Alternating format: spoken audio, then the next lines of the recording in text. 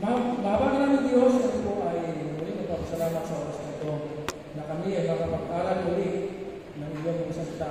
Salita na siyang magbibigay sa amin ang gabay upang kami ay magkaroon ng tamang pangunawa at tamang pag-apply sa aming kabuhayan ng mga bagay na aming natutunan sa aming pag-aaral. At tulungan mo kami, gamitin mo sa amin ang Banal na Espiritu upang magbukas ang aming mga puso-isipan sa pagtanggap ng mga salitang ito. Ang inyong nilahati, ang makita at ang inyong aming kawalhatian sa pangalan ng Panginoon Jesus. Amen. Una pong talata ng aking nais dalhin sa inyo sa tanghali ito. Sabi ko nga, stewardship ng ating pag-aaralan, alam ko po na ang stewardship o ang pagkikatiwala, lagi na po natin narinig ito. Baka sawa na tayo sa mga seminar na ating narinig ko po dito. Kasi lagi kong nababanggit ito. Pero ang tanong ko, bakit natin narinig? Bakit laging pinapaalala sa atin? Bakit pa pinapaalalahanan natin isang tao? Kapag ano?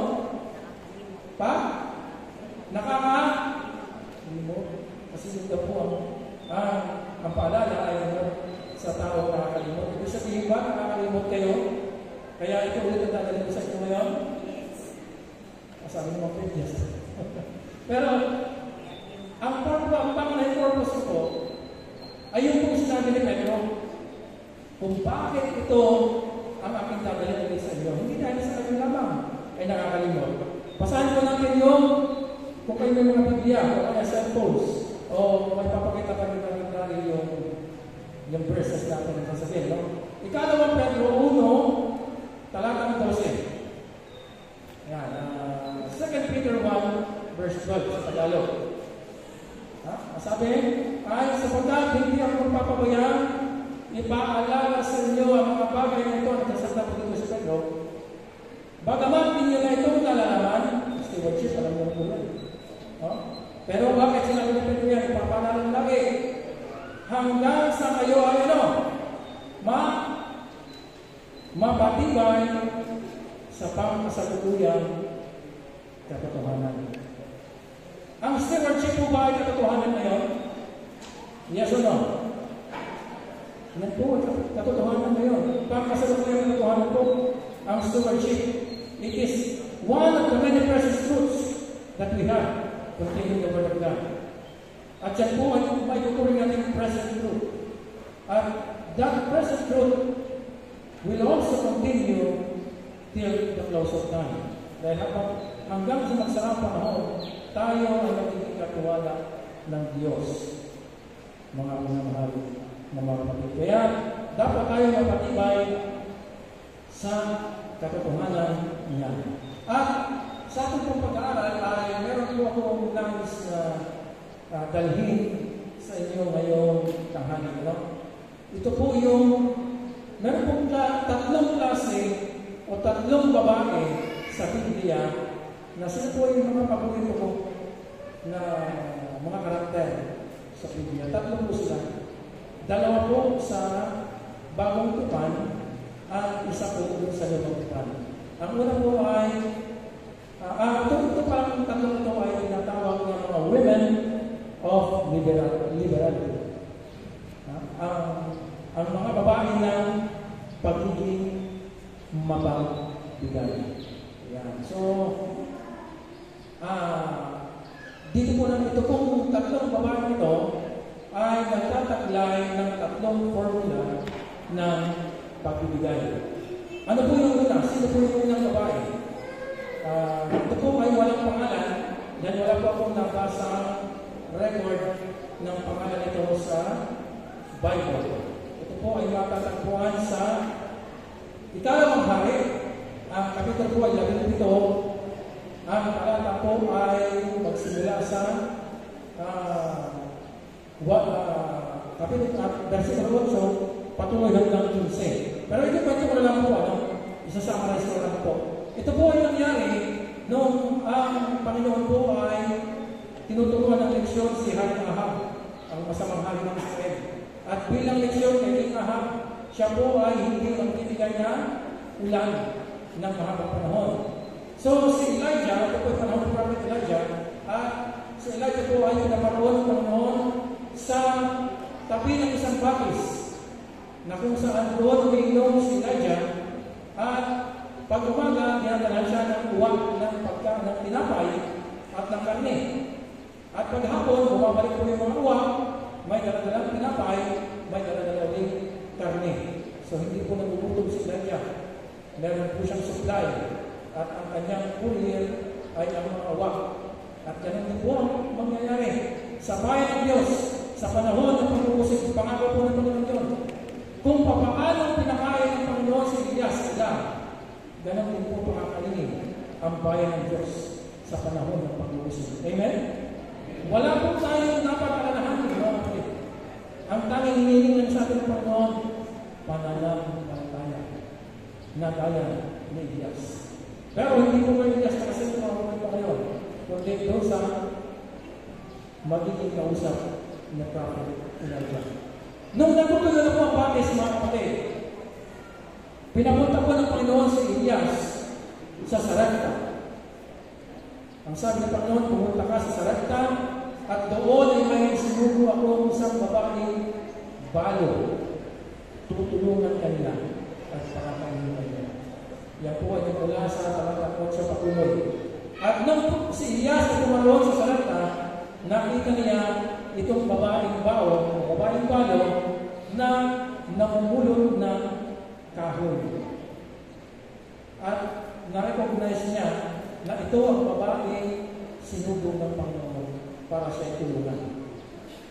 At ang sabi niya sa babae, babae, pakainin mo ako. Painumin mo ako. Yun na ganun sa akin nga dyan. Sa babae, kung tayo siguro ay medyo pipiyan mo na tayo ng konti. Diba? Aalamin mo natin kung sino. Pero bagaman siya propeta, alam niya na yun ang sinugong ng Diyos. Walang pakailangan sa dati niya, pakainin mo ako. Ay sabi ng babae, na-recognize din ng babae na siya propeta ng Diyos ng Israel. Dahil ang sabi ng babae sa kanya, sagot ng babae, ang Panginoon ng Diyos ay Tuhan. Ngunit ako ay wala man lang isang pinapay, kundi isang takot na harina at ilang patak lang ng langis sa aking bangat. At nakita mo na ako ay namumulot ng 2 patpat at ako ay papasok upang ito'y lutuin at kainin ko at ng aking anak bago kami mamatay. Yun ang sabi ng babae. Ibig sabihin, yun na lang ang huli nilang pagkain. Yun na lang ang nasa kanila. Yun ang huling bagay na nasa kanila. Pagkatapos doon, wala na. Wala na sila makukuha ang pagkain. Sapagkat ang buong kapaligiran ay tuyo. Ang mga puno ay walang bunga. Lagas ang lahat ng dahon. Tuyo ang buong paligid. Harina at langis na lang. May isang takot at ilang patak ang meron sila. At pagkatapos doon, alam nila na mamamatay na sila. Dahil wala na sila kakainin. Pero ang sabi ni Elijah sa babae, sige, walang problema. Maaari mong gawin lahat na gusto mo. Pero bago mong gawin yan, pakainin mo muna ako. Ang tanong mga kapatid, nagduda ba yung babae? Nagalinyaran ba yung babae? Kung tayo siguro ang nasa tayo ng babae mga kapatid, nakita mo ito na nga naman huli na pagkain. Makikihabi ko at gusto ko ito pang na. Parang mga sarili naman yung dati ni Elijah. Pero hindi ko nagkaroon ng pag-aalinlahan ng babae. Ginawa po niya yung sinabi ni Elijah dahil alam niya na si Elijah ay propeta ng Panginoon. Na-recognize niya eh. Sabi niya, ang Panginoon ng Diyos ay Tuhan. Kilala niya ang Diyos. At ang Diyos na sinasabi niya ay buhay. Kaya walang pag-aalinlahan ng ginawa ang sinabi ng propeta ng Diyos. At niluto niya ang harina, minasa niya, niluto niya sa langis, pinakain si Elijah. wala po natira pagkain. Nauna na kaya ko na. Pero ang sabi ko sa talata, sa particular sa talatang 13, 14 at 15, ang sabi ko doon, ang harina sa gusi ay hindi nang kulang at ang langis sa banga ay hindi nababawasan. Anli ang supply ng kapatid. Kapag kumukuha ng panluto ang babae, kapag kumukuha ng langis, may kapalit. Hindi man lang nababawasan. At ang mga bagay na yun nangyari, hindi po naubos ang harina, hindi naubos ang langis hanggang sa Panginoon ay magpaulan muli at magkaroon muli ng supply ng pagkain sa buong lupain. At nangyari pa nga po mga kapatid, na ang anak ng babae ito ay namatay. Yung kaya sa anak, namatay, nagkaroon ng sakit na yung naging dahilan upang mawala ang kanyang hininga. At sabi ng babae, yan ba ang parang nagkaroon siya na ito ba ang gagawin sa akin ng Diyos sa ating ginawa sa iyo? Si Elijah, ginawa niya sa bata na matay, dinala niya sa sarili higaan ng bata at kanyang dinapaan. 3 beses na nalangin si Elijah sa Panginoon. Panginoon, iyo bang sasaktan ang babae ito sa kabila ng kanyang ginawa? Sa kabila ng kanyang pagtulong sa akin, ito ba ang kanyang mararanasan? Dumalangin si Elias na ibalik ang buhay ng batang lalaki. At sa 3 beses niyang pagdalangin, bumalik ang buhay ng bata. At dinala ni Elijah yung bata sa babae. Narito ang iyong anak ay buhay. At nagpasalamat sila sa Panginoon. Ipinakita ng Panginoon na kahit ano po ang mawala sa inyo, kahit ano ang mawala sa atin, pagkain, maging buhay, kung tayo ay may pananampalataya, kayang-kayang ibalik ng Panginoon lahat sa atin. Higit pa sa ating inaasahan. Amen? At alam ko po na ang babae ito, bagamat walang pong pangalan, walang nabanggit na pangalan sa 2 Kings, pero tumatak po sa akin, sa kanyang istorya, she is a woman of faith. A woman of liberality. She gave all that she had to the Lord. She gave it with faith. Yun po ang karakteristik ng babae ito. At ang pangalawang babae ito namin nais dalhin sa inyo sa tanghali ito. Isang woman of liberality din. At ito ay makikita natin sa Mateo 21:1 hanggang 4. May sinabi po yung kwento niya, mga kapatid, isasama na siya po. Basahin niyo lang sa inyong mga Biblia. Matthew 21, verses 1 to 4. Makikita natin dyan na habang ang mga alagad at si Kristo ay nakatingin doon sa mga nag-aalay sa kanila na offering, maraming nagbibigay, maraming halaga, mga barya, pinapakalansin pa yung mga baryang binibigay nila. Pero ganoon po, isang babaeng bagaling na matanda pa na nagbigay, na halos hiyang-hiya pa siya nagbigay at ayaw pang ipakita yung kanyang pagbigay. Dahil ang kanyang binigay, mga kapatid, ay 2 lakta. Yun po ay 2 pamera. Na kung kikwentahin po natin, ang isang lakta po ay nagkakahalaga po ng, sa description po ng mga scholars is 1/8 of a cent. 1/8 ng isang cent po. At kung ang pinag-uusapan po dito ay dinar o denaryo, nagkakahalaga po ang lahat ng kanyang binigay na sa ating pera po, sa ating peso ay 12.50. Yun po ang kabuuan ng lahat ng kanyang binigay. Parang napaka-konti kumpara sa pagbibigay ng mga naunang nagbigay sa kanya. Pero ang sabi po ng Panginoong Hesus, ang sabi niya, higit na dakila ang babae ito kaysa sa lahat ng mga nagbigay. Bakit ba po? Dahil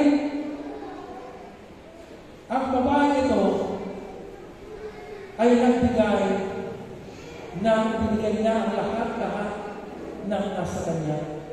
Ang lahat sa kanyang buhay ay kanyang binigay. Dapat wag yung lahat na mga yung ibang mga nagbigay ay nagbigay lamang dahil labis na ito sa kanilang kayamanan. Kaya sinabi ng Panginoon na ang babae ito ay hindi nakakita kaysa lahat ng mga nagbigay. Dahil lahat-lahat na nasa kanya, ipinagkaloob niya sa ating Panginoon. Ang tanong, bakit kaya nagkaroon ng ganitong klase ng espiritu, ng ganitong klase ng liberality ang babae ito? Ano po kaya ang nasa kanyang isipan? Ayon po sa mga sulat na Lingway at ayon po sa banal na kasulatan, ang babae ito na nagbigay sa Panginoon, kaya na nagawa yun, nagbigay siya ng may pag-asa. She gave all that she has to the Lord, but she gave it with hope. Anong klaseng pag-asa po mga kapatid? Pag-asa ba na kapag nagbigay, sabi ba ng babae ito, ibibigay ko lahat sa Panginoon. Dahil yayaman ko. Pag ibinigay ito sa Panginoon, ibabalik ito ng Panginoon sa akin. Nagdog ba? O hindi pa sa akin inaasahan? Yun ba ang inaasahan ng babae ito? Hindi po. Hindi po yun ang nasa isip ng babae ng bao. Kaya ibinigay niya ang lahat-lahat sa kanyang buhay. Ang babaeng bao na ito ay nagbigay dahil naniniwala po siya doon sa sinasabi doon sa Colossus 3:2. Ang sabi ko doon, inyong ilagan ang inyong isip sa mga bagay na nasa taas, hindi sa mga bagay na nasa ibaba. Wala po dito sa mundo ang pag-iisip ng babaeng balo ito. Kaya binigay niya ang lahat-lahat sa Panginoon. Ang sabi ko sa unang Korinto 15:19. Ito po din dapat tandaan po natin ng talata ito mga kapatid. 1 Corinthians 15:19. Sundan niyo, sundan mga Bible. Ang sabi dito, kung sa buhay na ito lamang tayo magsisiasa kay Kristo, tayo na sa lahat ng mga tao ang kahabag-habag. Bakit ganun kaya sinabi ng Panginoon? Kung sa buhay na ito lamang tayo magsisiasa kay Kristo, tayo sa lahat ng mga tao ang kahabag-habag. Bakit mali ba umasa kay Kristo? Hindi ba dapat tayo kay Kristo ang umasa? Pero bakit ganun ang sabi ng Panginoon? Kung ipaparaphrase ko natin yung sinasabi sa talata, naniniwala ka tayo kay Kristo. Seventh-day Adventist na tayo. Nagsisimba ka tayo. Nagbibigay nga tayo. Nag-tithe sa offering. Pero ang ating mindset ay para lamang sa mundong ito. Hanggang dito lamang sa sarili nito. Tayo po ang pinaka-kahabag-habag. Kung ang ating isipan, kompleto ang ating assess. Meron akong builder plan. Ang aking mga anak ay insured na. Meron silang educational plan. Meron kami plano for 5 years from now, 10 years from now, 20 years from now. Meron kami plano. Hindi na kami mag-aagal lang. Kung ganun po ang ating mindset, tayo pa rin po yung pinaka-kahabag-habag. Bakit? Kasi hanggang sa nabitan ng yun, hanggang ganito lang yun, dapat ang ating pag-iisip ay yung pininiwalaan ng babaeng palo. Yung sinasabi po sa ikalawang Korinto 4:18. Ito rin po yung dapat ng ating maging mindset mga kapatid. 2 Corinthians 4:18. Ang sabi ng Pablo dito, sapagkat kami nagsisitingin hindi sa mga bagay na nakikita, kundi sa mga bagay na hindi nakikita. Bakit ba? Sapagkat ang mga bagay na nakikita ay may katapusan. Dapat po ang mga bagay na hindi nakikita ay walang hanggan. Yung bahay nyo ba nakikita nyo? Yung kotse nyo ba nakikita nyo? Yung pera ba na hawakan nyo nakikita nyo? Kahit gaano karami yan, kahit gaano maganda yan, yan ay may katapusan. Pero ang ating mindset na nakatuon sa mga bagay na hindi nakikita, tayo ay nakatuon sa mga bagay na walang hanggan. At yun po ang pinaniniwalaan ng babaeng balong ito. Kaya niya naibigay lahat sa kanyang buhay. Naibigay niya lahat sa Panginoon. Maraming mga asahan na. Panginoon na ang asahan ko. Hindi na ako nakatingin dito sa mga bagay na ito na nasa libutan. Ang inaasahan na niya, yung mundong darating, ang buhay na walang hanggan. At yun din ang gusto ng Panginoon na ating maging mindset sa kwento ng babae ito. Bagamat may kinalaman ang kanyang kwento, pero napakahaba ng tatahakin ng kanyang kasaysayan. Ang kanyang kasaysayan ay sasamahan tayo hanggang doon sa buhay na walang hanggan. Kung tayo ay magkakaroon din ng ganitong klaseng pagkasa. This widow gave all that she has to the Lord. She gave it with hope. Hope to eternity. Hope of glory. At yun ang pag-asa na dapat meron po ang sarili at Diyos. Sabi nga, we have this hope that bursts within our hearts. Hope for the coming of the Lord. Kasi kung wala po yung hope na yun, kung hindi po tayo nakatuon doon sa pag-asa yun, ay walang sensi po lahat ng ating paglilingkod. Lahat ng ating ginagawa, nagsasayang na po tayo ng panahon. Nagsasayang na po tayo ng pagod. Pero, kung ang ating pong pag-asa ay katulad ng babae ito, ng balong ito, napaka-mabuhay ng ating pag-asa. Napaka-makasaysayan at napakahalaga ng ating pag-asa. Yan po yung pangalawang women of liberality. Pangatlo, na aking nais na ibahagi sa inyo.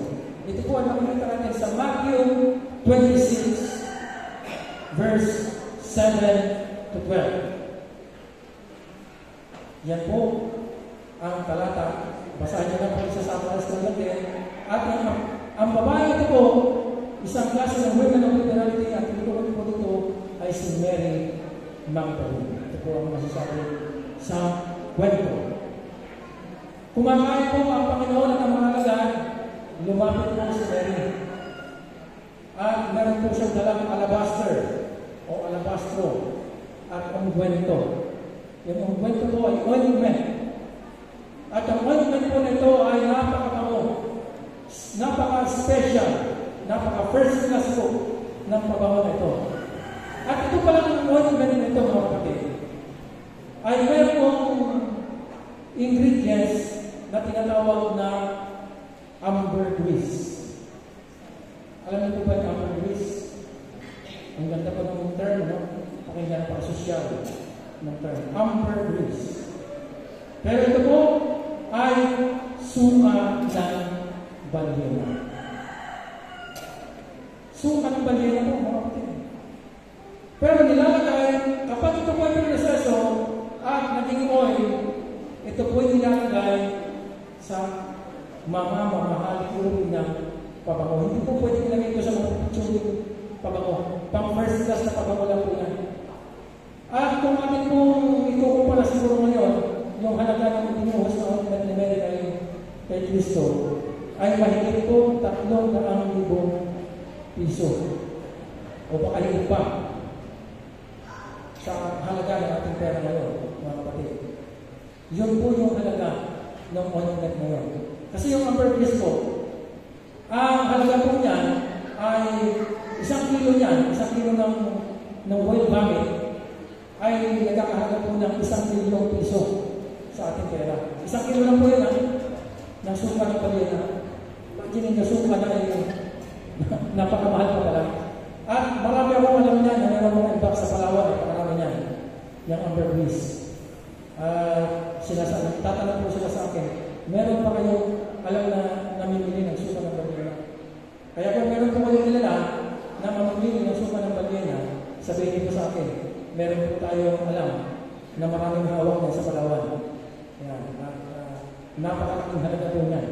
So, ang point mga kapatid, ibinuhos ni Maria Magdalena yung lahat ng nasa kanya. Napakalaking halaga mo. At matagal na panahon niya yung bago na pagpunan. Halos lahat din po ng kanyang buhay. Lahat sa kanyang buhay, inialay na niya sa ating Panginoon Jesus. Pero may mahal mga kapatid. Nung nakita ni Judas na binuhos ni Mary yung ointment sa kanyang ulo, sabi ni Judas, anong klaseng pagkakasaya ito? Pwede naman na ibenta na lamang ito ni Maria at yung pinagpilhan ay ipakain sa mga dukha. Ibigay sa mga dukha, napakalaking halaga ito. Sabi ni Judas, may pa-charity pa siya ng laman. Mga kapatid, hindi naman masama yung gusto ni Judas, pero aside from that, meron pala siyang hidden agenda. Kasi sinabi niya yun, dahil siya po yung treasurer na grupo. Kapag binenta nga naman ng Maria yun at naging cash, ay sino po mahawak? Siyempre, may treasurer. Siya treasurer. Siya po ang magbabudget. Siya po ang mag-disperse ng cash na yun. At pwede siya magkaroon din ng kanyang mga insertions. Diba?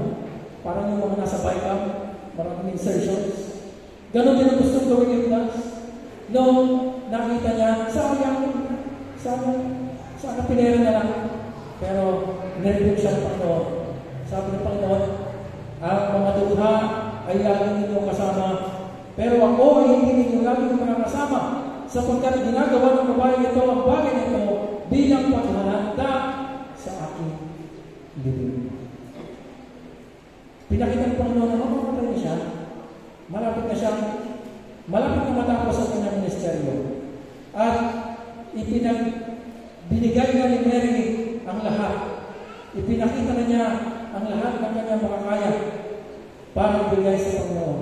At ang isa po sa mga formula po ng kanyang pagmamahal, ng kanyang pagbibigay sa Panginoon ay nagbigay siya ng merong pagmamahal.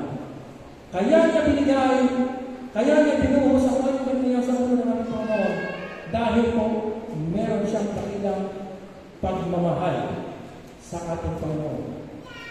Kung ating pong babasahin ang sulat ng Ellen White, sa Bible Commentary Volume 5, page 1101, wala na po akong PowerPoint, hindi na lang po kinote yan. Bible Commentary Volume 5, page 1101, paragraph 2, sinasabi ni Ellen White dito, the ointment of Mary is the symbol of overflowing heart of the giver. Ano sabi? Ang kwento ng binuhos ni Maria ay isang simbolo ng nag-uumapaw na puso ng isang nagbibigay. And it is the outward demonstration of love fed from the heavenly streams until it overflows. Ito raw ay ang panlabas na paghahayag ng pag-ibig na dumadaloy mula sa ilog ng kalamitan hanggang sa ito ay mag-umapaw. Ito po ang naramdaman ni Mary nung binibigyan niyang binubuhos niya yung ointment sa ulo ng ating Panginoon. She gave it with love. At yan po yung tatlong formula ng giving na gusto kong ibahagi sa inyo ngayon. Ano po yung unang formula ng babae sa Sarepta? Giving with faith. Yung babaeng palong na nagbigay ng lahat sa ating Panginoon, ang formula na ginamit niya, she gave with hope. Si Maria Magdalena, nagbigay siya ng lahat sa ating Panginoon, she gave with love. Meron pag-ibig. But I believe, mga kapatid, na itong tatlong babaeng ito, ang women of Sarepta, ang old widow, at si Maria Magdalena, itong tatlong formula ng pagbibigay, sigurado nasa kanila rin. Faith, hope, and love, nasa kanila rin po yun. Naniniwala po ba kayo na nasa kanila yun? Amen? Hindi ka pwedeng mabigyan ng walang pananampalataya. At hindi ka pwedeng manampalataya ng walang pag-asa. At hindi ka pwedeng pumasa manampalataya ng walang pag-ibig. Kaya itong tatlong formula ng bibig na ito, ako'y naniniwala na nandun ito sa tatlong kababaihan na ito. No, sa 3 women of liberality. At ito rin ang dapat na formula natin gamitin.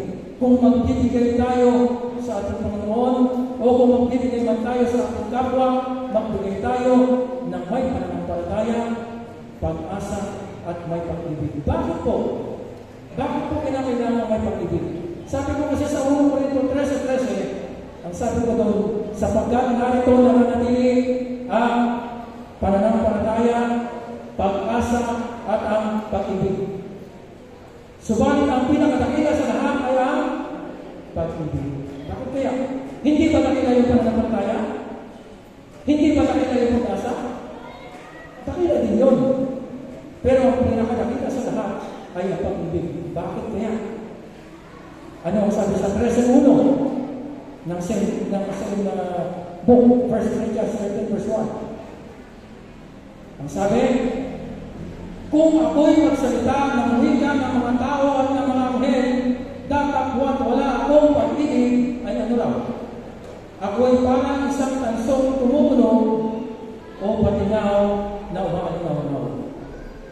Kahit ako pa rin napakagaling magsalita, alam ko lahat ng language, ako'y isang linguistic na tao, eloquent speaker, pero kung wala akong pag-ibig, masakit lang para sa tenga yung lahat ng marinig niya sa akin. Para lang akong isang ingay na napaka-ingay. Anong sabi sa verse 2? Kung nasa akin man ang kaloob ng hula at naunawaan ko ang lahat ng hiwaga at ang lahat ng kaalaman at meron man akong lahat ng pananampalataya, ano pa napapalipan ko ang mundo? Dapat wala akong pag-ibig ay wala akong kapuluhan. Pwede pala yun. May pananampalataya tayo. Magaling tayo. Alam natin ang daily na revelation. Alam natin lahat. Napakatalino natin. Pero kung wala tayong pag-ibig, wala tayong kapuluhan. Sabi nga ng kanta, di ba? Nasa ating man lahat ng yaman sa mundo. Tanyag lang tayo.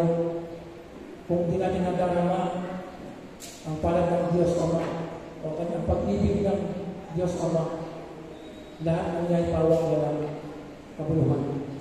Wala lahat po kung wala tayong pag-ibig. Ito pa matindi, ang sabi sa verse 3, mga kapatid. Kahit na ibigay ko ang lahat ng aking tinatangkilik upang ipakain sa mga dukha. At kahit na ibigay ko ang aking katawan upang sunugin, parang sinugin ko naman. Kahit ibigay ko ang aking katawan para sunugin, dapat kung wala akong pag-ibig, ay walang pakikinabangan sa akin.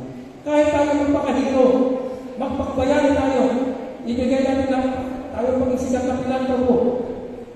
Kahit pala, ibigay natin ang ating buhay. Pero kung wala tayo pag-ibig, wala rin tayo kabuluhan. Kaya napakahanap po ng pag-ibig. And that is the 3 formula of giving. Give with faith, give with hope, and give with love. The most important of all.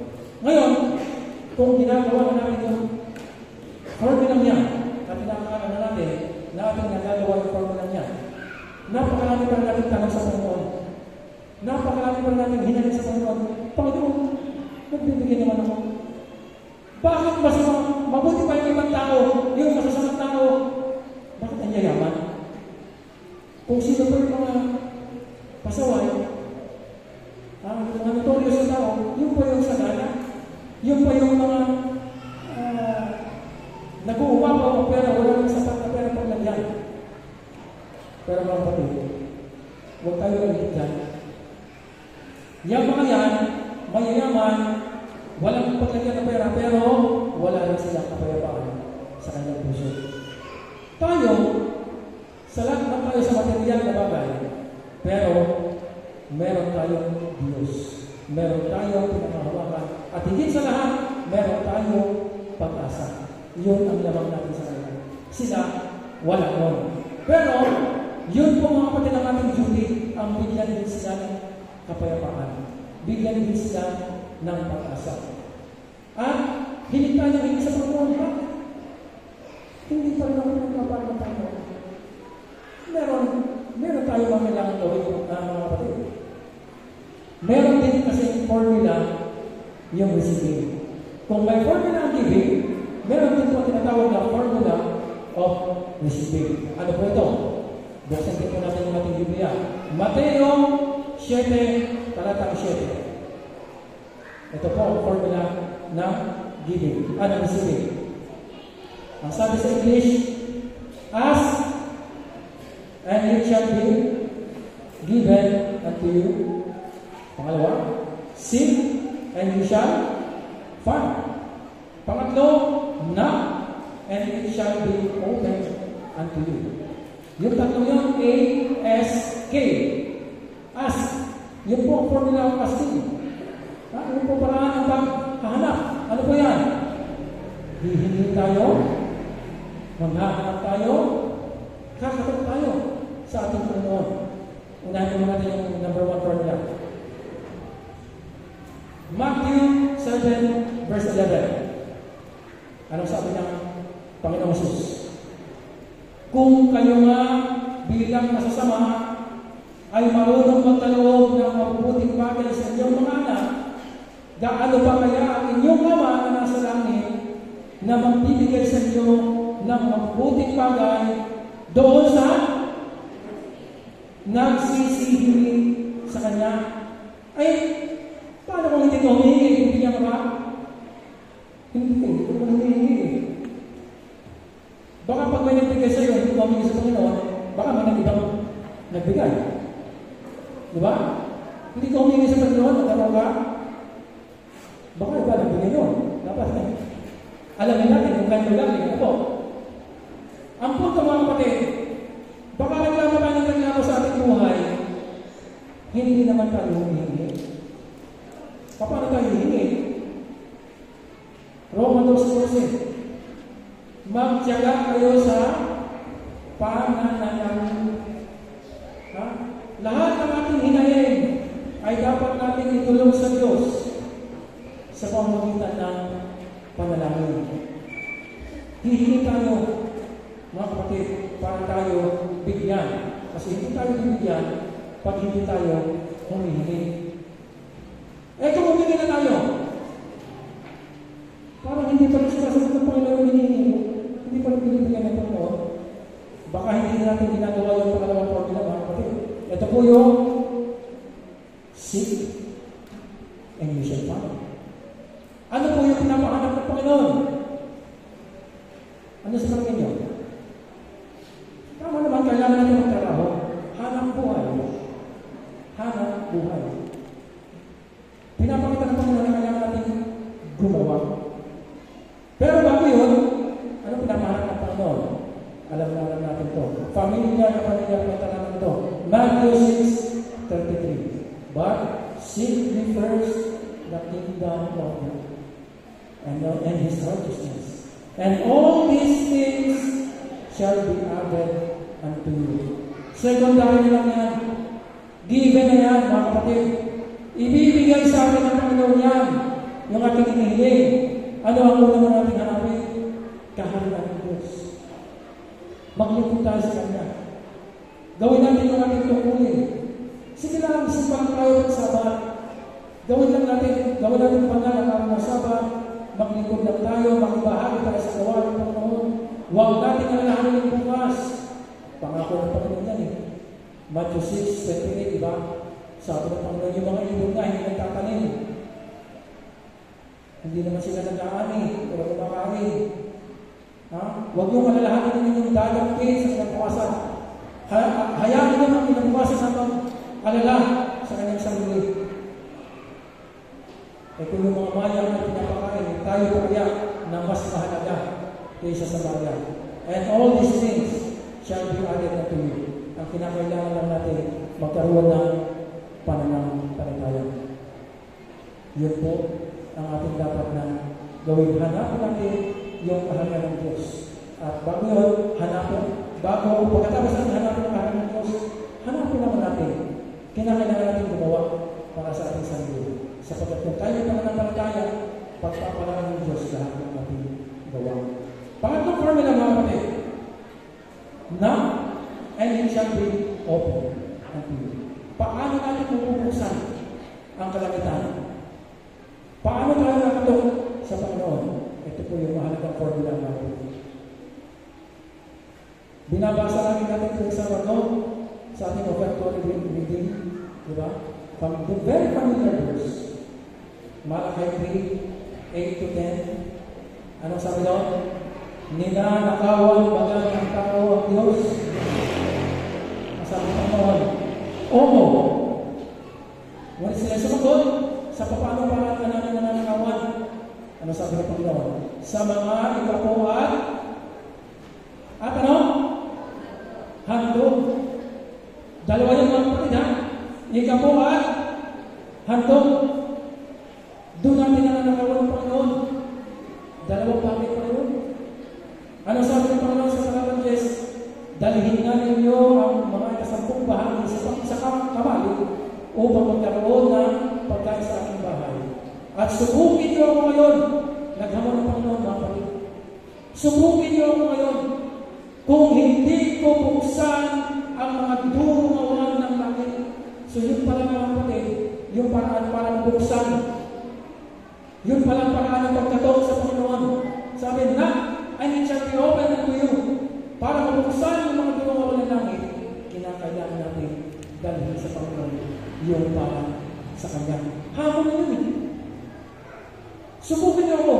Kung hindi ko buksan sa inyo ang mga durungawan ng langit at ambunan kayo ng pagpapalang walang silid na kalalagyan. Ganun ba ang sabi? O wisgan kayo ng mga pagpapalang walang silid na kalalagyan? Ano sabi? Anong gagawin ng Panginoon? Pagbuksan ng durungawan ng langit? Ibubuhos. Mga kapatid, hindi ampon, hindi wisin, buhos. Ganun pala kapatid. Ang sabi ng Panginoon, subukan niyo ako. Hamon. Ay bakit hindi natin subukan ang Panginoon? Pangako niya yun eh. Ibubuhos niya sa ating pagpapalang walang sapat na silid na kalalagyan. So that is the 3 formula para makatanggap tayo. The formula of receiving. Mga kapatid, we have to pray, we have to work, and we have to give. Mga kapatid, kapag kulang ang ilalantong niya, we don't pray, we don't work. Or we pray, we work, but we don't give. Hindi rin po kompleto yung formula para makatanggap tayo sa ating Panginoon. Dapat andyan yung tatlo. Panalangin, paggawa, at pagbigay. Ay bakit pala bibigyan ng Panginoon yung napakayaman naman ng Panginoon? Di ba? Nag-usap namin ng pagkadiligin ng Merkules sa pagkadiligin. Ay paano kaya kung baliktarin ng Panginoon? Ang hiningi niya ay 80%, sa atin yung 20%. Ano kaya ang kaya sa atin? Pero napakabait ng Panginoon. Di ba? Proportionate giving ang gusto ng Panginoon sa atin. Yung iba po, given na yan. 10%. Pero yung offering ng mga kapatid, may proportion din yan. Mayroon namang mababasa sa Bible. Sa Leviticus 11, 10% din po yung offering, mga kapatid. Yan po sinasabi sa Leviticus 5:11. Hindi na ako mabibigyan ng emphasis. Pero meron din proportion ang offering. Ang tawag dyan is double tithing. Yun po ang term na ginagamit. Pero yan po ay offering. At yan po yung pinag-aaralan lagi o sa seminar ng ating leadership ngayon, yung stewardship. Para tayo maging tapat na katiwala. Ngayon, mga kapatid, baka nagtatanong tayo sa ating sarili, parang napakalaki naman na hinihingi ng Panginoon. Akin na ito eh. Para sa akin ito 80%. Okay na siguro yung itong 90%. Akin ito eh. Okay na siguro yung 10%. Eh, yan bang mga bagay na yan ay saan nagmula? Kanino ba lahat ng bagay na yan? 1 Chronicles 29 verse 14. Anong sabi yan? Unang Chronicles 29, talata 14. Sabi, ngunit sino ako at ang aking bayan na makakapaghandog sa inyo ng kanyang pusa. Sapagkat ang lahat ng bagay, ito mga pagkakasabi, sapagkat ang lahat ng bagay ay mula sa iyo at ang iyong sarili ang siyang binibigay namin sa iyo. So ano ang binibigay natin sa ating Panginoon? Dahil ba sa atin? Hindi. Sa kanya ninyo, sabi sa English, and by thy own will be that day. Ang ibinibigay natin sa ating Panginoon ay yung kanyang natin sa kanya. So tayo, nakikiamon lang tayo ng bagay ng Panginoon tapos ipagdadawat pa natin. Hindi. Wala tayong karapatan. Dapat maging mapagpasalamat tayo sa ating Panginoon. Yan po ang formula of yung una, giving, faith, give with faith, give with hope, give with love. Para naman tayo makatanggap, hindi na kailangan natin humingi, manalangin, at magbigay sa Panginoon. At bago po tayo matapos mga kapatid, bibigay ko sa inyo ng isang maisip pero totoong kwento. This is a true story mga kapatid. Ito po ay nangyari sa Jezreel. Ito po ay nasa bansang Bosnia. Yan. Nangyari po ito noong 1990. Noong po, sa isang maliit na village ng Jezreel, sa northern part ng lake ng Jezreel. Meron po kasi isang malaking lawa sa Jezreel. At sa northern part ng lake ngayon, meron isang village na meron po nakatira sa pamilya ng ito po ay Malco family. Yan. Yung lalaki po ay si Banjo Malco, yung babae ay si Fehima Malco, at sila po ay may dalawang anak. At isang araw ito si Banjo ay nagbiyahe sa Australia. Siguro ay may tour o may kumpanya. Nagkaroon siya ng isang ilang araw na biyahe sa Australia. At nung siya po ay umuwi, mga kapatid, may tira siyang pasalubong sa kanyang mga anak. At ang pasalubong sa kanyang mga anak, ito po ay dalawang goldfish na nasa aquarium. Yung dalawang goldfish ngayon na nasa aquarium ay tuwan-tuwa yung kanyang dalawang anak sapagkat ito po ay galing sa kanyang ama. At tuwan-tuwa sila sa goldfish na yun. Lagi lang pinapakain, magat hapon, yung kanilang goldfish at bakit tuwan-tuwa sila. Ligaya sila sa goldfish na yun. Una, dahil yun ay galing sa kanilang ama. Pasalubong galing sa Australia. Pero isang araw, nung nag-advance po yung mga Bosnian Serbs, sinako po yung bayan ng Jezreel, ang nangyari po nagkaroon ng gera. Pinalikas po lahat ng mga tao wala po sa Jezreel. Ang ginawa po ni Banjo, pinalis po na niya yung kanyang pamilya, yung kanyang asawa at yung kanyang dalawang anak. At siya po ay naiwan sa Jezreel para ipagtanggol yung territory, para i-defend yung Jezreel dahil siya ay lalaki. At komplikasyon po niya na ipagtanggol ang kanyang bayan. At sa kasamang palad po, habang si Banjo Malco ay nakipaglaban, siya po ay tinamaan. At siya po ay namatay. At nung bumalik po ang kanyang asawa, ang kanyang mga anak, doon sa kanyang village, ang nakita po nila ay wasak na wasak yung kanyang village yung kailang bahay, sira, at nakita po niya yung bangkay ni Badyo na kanyang asawa. At yan po sila niya, lungkot sila na lungkot. Wala siyang gawa, kundi ilibing yung kanyang asawa doon mismo sa kanyang village.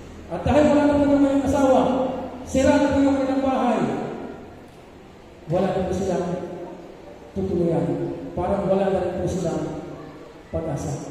At hindi nila alam kung saan sila pupunta. Pero paglingon po niya sa isang bahagi ng kanyang bahay, mga kapatid, nakita po niya yung aquarium na bigay ng kanyang asawa sa kanyang mga anak, at nandun pa yung goldfish, buhay na buhay.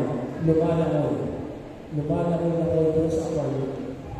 At nakita niyo yung kanyang mga anak.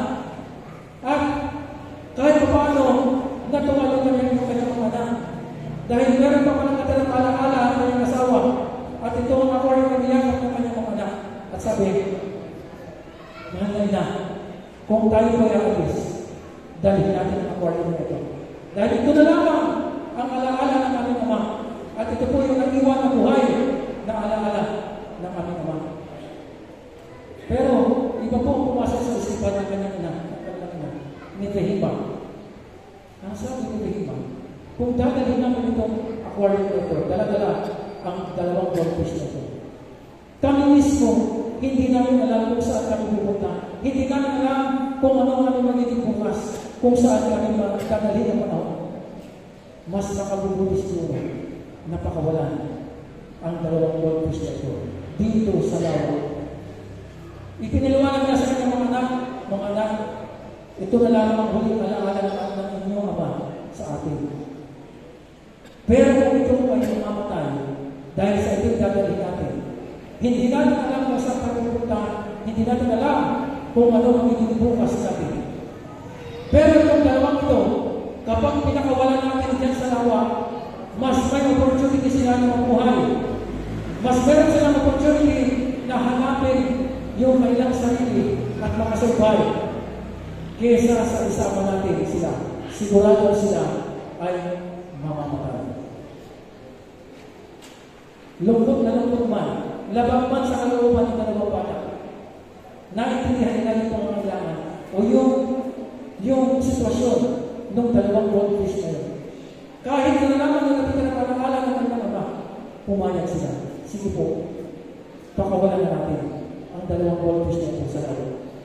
At habang dahan-dahan silang pumupunta sa lawa, dahan-dahan nilalagay sa lawa ang dalawang isla ito. Tumutulong po ang luha ng mga bata ito. At habang tinitingnan po nila, habang papalayo, naliwanag ang dalawang isla, hanggang mawala na sa kanila. Iyak sila ng iyak. Pero sa kanila ng kanilang luha, meron pong pag-asa. Sige, mabuhay kayo dyan sa lawa. At umalis po ang mag-anak na ito, at makaraan po ang maraming panahon, tumigil po ang digmaan sa Jezreel, at ang mag-anak na ito ni Tehima ay muling bumalik sa Jezreel upang makipagsapalaran. Pagbalik nila, 1998, nakita na niyo pong Jezreel wasak na wasak. Puro ruin sa kanyang nakita. Yung kanilang bahay, lalo na sila. Wala silang ibang napuntahan kundi yung tabing lawa ng kapatid. Pagpunta nila sa tabing lawa, laking bulan nila. Pagsinag ng araw doon sa lawa na kanilang iniwan, nakita nila nangingitab mga kapatid. Sa dami ng goldfish, buong lawa mga kapatid, punong-puno ng goldfish. At yung goldfish na yun, magsabi ng kanyang mga anak, ina, marahil ito po yung mga naging anak ng dalawang goldfish na ating iniwan. At hindi po nagkakalit yung dalawang bata. Lingid po sa kanilang alaman mga kapatid, habang nagpapatuloy ang kawasakan o ang tigmangan sa paligid ng lawa ng Jezreel, yung lawa po ay nagkakaroon ng reproduction of life, mga kapatid, sa pamamagitan ng dalawang goldfish na pinakawalan ng dalawang bata goldfish na yun na pumuno doon sa buong lawa ng Jezero, naging source of income ng pamilya Marco. Kumuha sila ng goldfish, nagbenta sila, marami po ang bumili ng goldfish na yun para gawing pet, gawing alaga sa kanyang mga aquarium. At hindi lamang po sila ang naginabang, yung buong community po sa palibot ng lawa ng Jezero, naginabang po doon sa mga goldfish na yun. Yung ruin, yung destruction po na iniwan ng tigmaan, yung mga bahay na nasira ng tigmaan, na itayo po muli dahil po doon sa mga goldfish na iniwan ng dalawang bata. Yung kanilang bahay na dati sila, na ipatayo nilang muli ng mas malaki pa kaysa dati. Bakit po nangyari yun? Dahil yung dalawang bata, natutunan nila na magbigay. They learn to let go, mga kapatid. Hindi sila naging makasarili. Siguro, dinala nila yung goldfish na yun at namatay. Meron pa silang babalikan, meron pa silang magiging source of income para matayo rin yung kanilang bahay, para makatayo rin yung kanilang kabuhayan at makatulong sa buong komunidad. Wala. Pero dahil hindi sila naging makasarili, nangyari po yung bagay na dapat mangyari. At yun po yung dahilan, yun po yung bunga ng pagiging mapagbigay. At yun po yung ating susunod talata na bila sa kanilang natilangin, Lucas 6:38, Magbigay kayo at kayo'y bibigyan. Takal na mabuti, siksik, liglig, at umakapaw ang ibibigay nila sa inyong kanlungan. Sapagkat sa panukat na inyong sinukat, doon kayo susukatin. Mga kapatid, ang gusto ng Panginoon sa atin, magkaroon tayo ng spirit of liberality. Ang sabi ni Pablo, ang naghahasit ng sagana ay aani ng sagana. Dapat po ang naghahasit ng kaunti ay aani ng kaunti. Mga kapatid, ang punto ng ating pag-aaral sa inyong ngayong tahanan ito, huwag tayong magbigay, huwag natin isipin na tayo ay magbibigay para tayo ay pagpalain. Balik konsepto po yun. Magtatay ako para pagpalain ng Panginoon. No. Magbigay tayo dahil tayo ay pinagpala. At ang ibibigay natin ay base o ayon sa dami ng pagpapalang ating natanggap. Huwag na huwag tayo magbibigay ng napipilitan. Huwag na huwag tayo magbibigay para pagpalain. Magbibigay tayo dahil tayo ay pinagpala. At kung magawa natin yan, mga kapatid, sasabihin sa atin ang Panginoon, mabuti ang iyong ginawa, tapat na alipin. Naging tapat ka sa maliit na bagay, aking pamamahalain ka sa mas maraming bagay. Pumasok ka sa kagalakan ng Panginoon. At yan nawa ang marinig natin lahat na narito ngayon. Marinig natin yan sa ating Panginoon kapag siya ay dumating na sa araw ng umulan at ating siyang salubungin. Ito ang aking dalangin sa tanghali ito. Happy Sabbath, pagpalatayan ng ating Panginoon.